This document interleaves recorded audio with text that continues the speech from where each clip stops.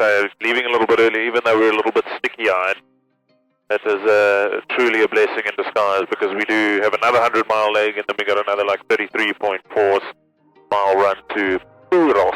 But we're definitely getting closer to the coast.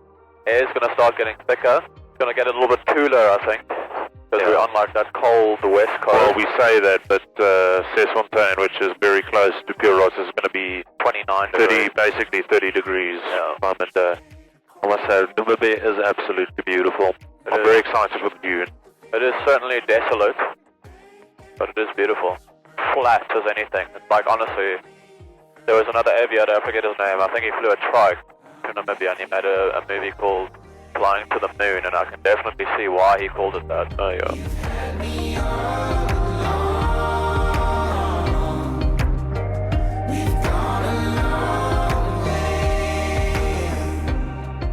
Alright, India Delta, Sol is joining left arm on number 2. Oh, stunning. Stunning landing. Okay, we have just arrived at our first stop at Ochitambi en route to Puros. All 6 of the aeroplanes have just arrived now.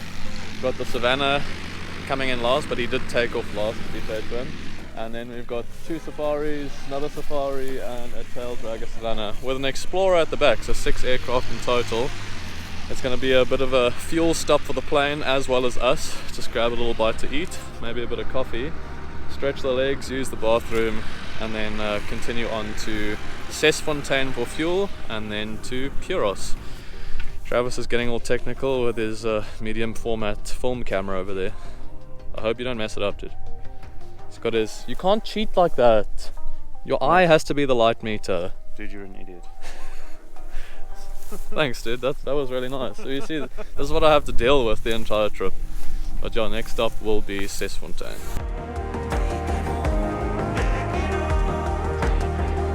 Yeah, there we go. Okay, people look out for ellies. Apparently this river has got a lot of elephant life. I've seen the track. I don't know if there's another set of tracks. I don't know if the 360 will catch that, but let's see if we can find an elephant.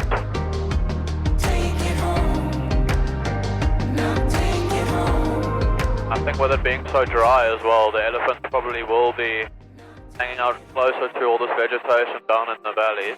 Oh yeah, definitely. So interesting thing about, more so for helicopters, but interesting thing about game capture with elephants, totally different behavior than rhinos. So if you're trying to dart an elephant, don't ever get too close where that elephant could reach you with its trunk, because it will try and pull the helicopter down apparently. Oh wow. So there is that like certain type of aggression and defensiveness about an elephant, whereas a rhino will just stand there and watch you or run away. Yeah.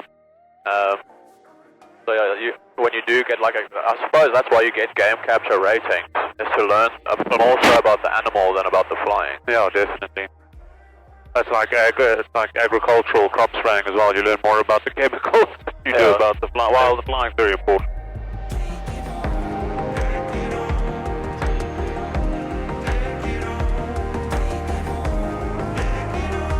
Have there been any cases of elephant actually pulling the helicopter down? I'm sure there have been.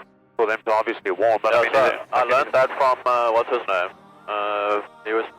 Pocky was telling me when we were doing the anti-poaching stuff. Yeah.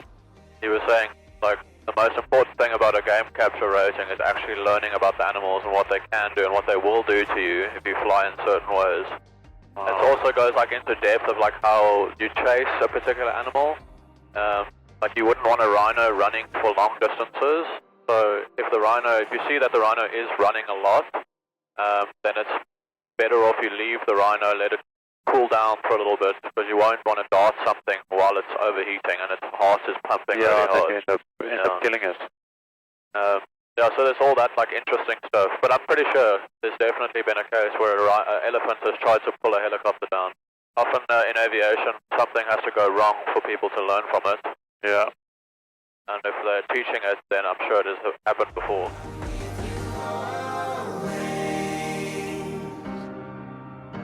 It's actually a cool looking plane now, the more I look at it. Yeah. So, We have LTE signal in, I can't see a settlement house person. Oh, there's one. A tower. There's one. Maybe it's just an That's the cell phone building. Multi-million Namibian dollar cell phone tower just for that house over there. No, Could be. hopefully. But I mean, we have full LTE signal, which is just Completely mad. incredible. It looks like an amazing canyon to follow in this set of mountains here through to Sesfontein. Yeah, it's dramatic, eh? Yo, if we had a chase plane now, but we'd get some good footage.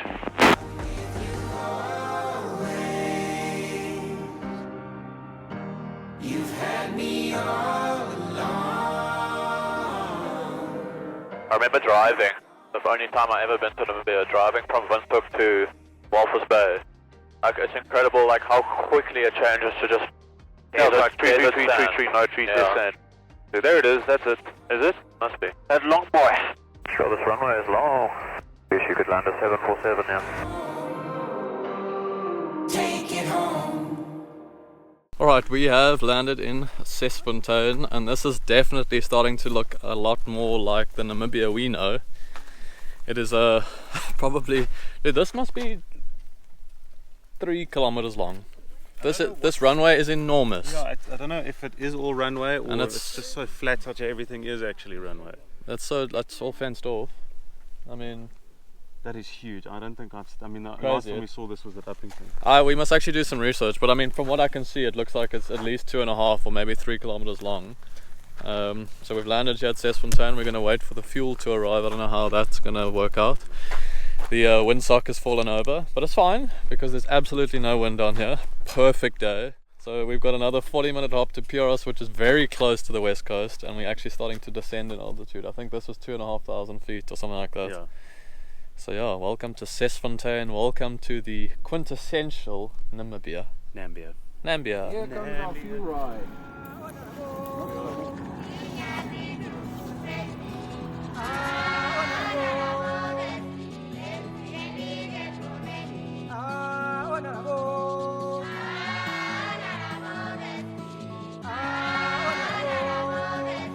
Okay, so we've met a local vendor over here, and he's making these interesting key rings that he gets out of these big palm trees. That's apparently the seed or the fruit that comes out of the palm tree.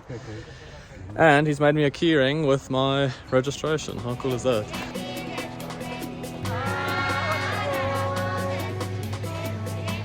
Now it's time to get back to the plane, fill our tanks, and then give people our bags. Because not a lot of people have jerry cans. Yeah, and we've got some awesome military serve. Actually, this time around, we're the ones who had camel packs and all of these cool No, military. we're ready. My camel pack's empty though.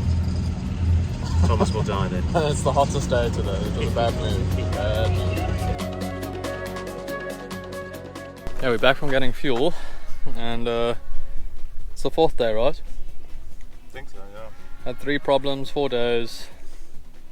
No, wait, we had 2 problems in 3 days. Now we've got the 3rd one, and this one might be one of the most interesting out of all of them. We now have a duct tape together windshield. So if we can just come over here to Mr. Travi McCoist, can you explain to the people what actually happened there? I was trying to cool everything down in the cockpit by using my jacket and applied light pressure from the inside on the windscreen, and then Thomas slapped his hand on it and it cracked. I mean, the slapping part didn't quite happen, but that's what happened. So now, dude, what if that whole windshield comes off while we fly now? But yeah, so now we're waiting for the other guys to fuel. We are fully fueled and we've got 10 liters left, maybe 12 liters hopefully.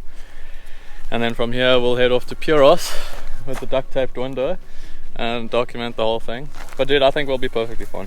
In fact, we might be more aerodynamic now. If Travis takes his cap off inside the cockpit, maybe we'll be even more aerodynamic. But yeah, let's sit it out. It's hot here, middle of winter. It's 31 degrees, which is crazy. I can't imagine what this place must be like in the summer. But yeah, we're good to get to Puros and have another cold beer. We sound like alcoholics. We're on holiday. All we do is drink beer. But yeah, that's the story. and hopefully we'll be soon departing Sesfontein.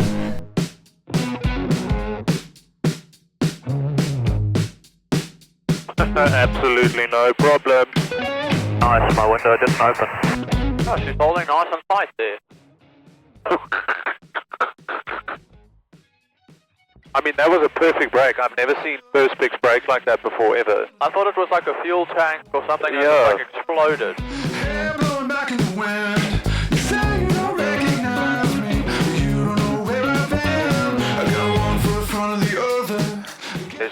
There's literally nothing out there. Yeah. Look where the tree stand, and it's just, That literally looks like the moon.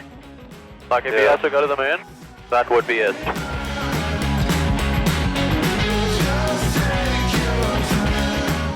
And there's the runway. See the runway here? yeah, on the right-hand side, yeah, this schluck.